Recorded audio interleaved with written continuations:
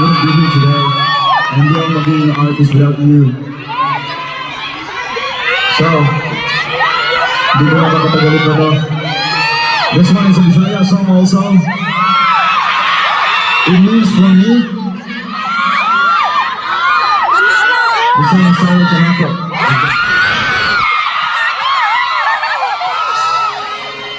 Thank you so much for doing it. I just want to tell you that I love you so much. Thank you.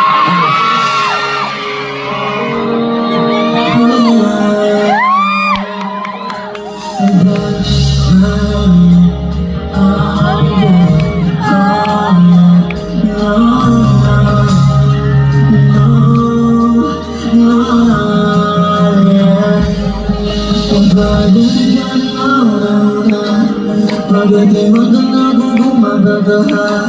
Bakit hanggang